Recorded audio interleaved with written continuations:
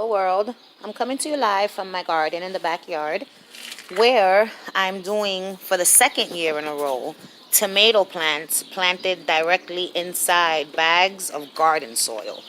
Last year it was a success. I had two plants, one in this hole, one in that hole. This year I ended up with this bag of garden soil, so I'm trying it again in a smaller bag with one plant to see how it works.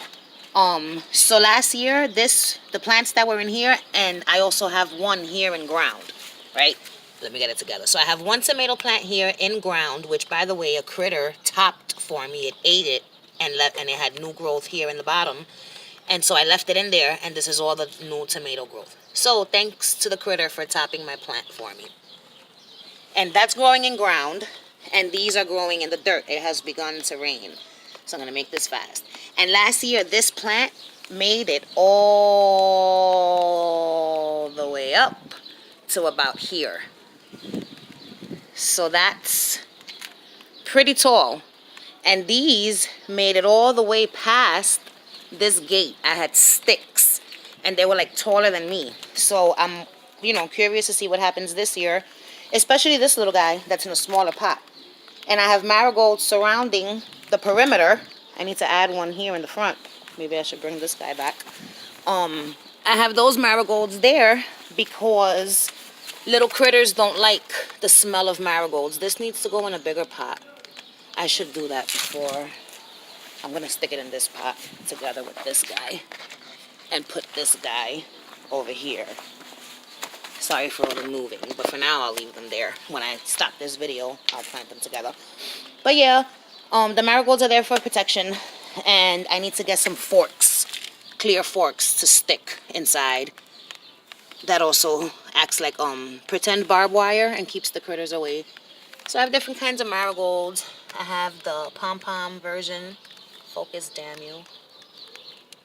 And these little guys that are like more petal-like. It's not focusing. Fucking shit. So the type of tomatoes that I have here, these are tomatoes that I grew from seed from last year's harvest. And they were all cherry tomatoes, but they weren't originally cherry tomatoes. They were pink brandywine tomatoes, black prince tomatoes, and golden jubilee tomatoes.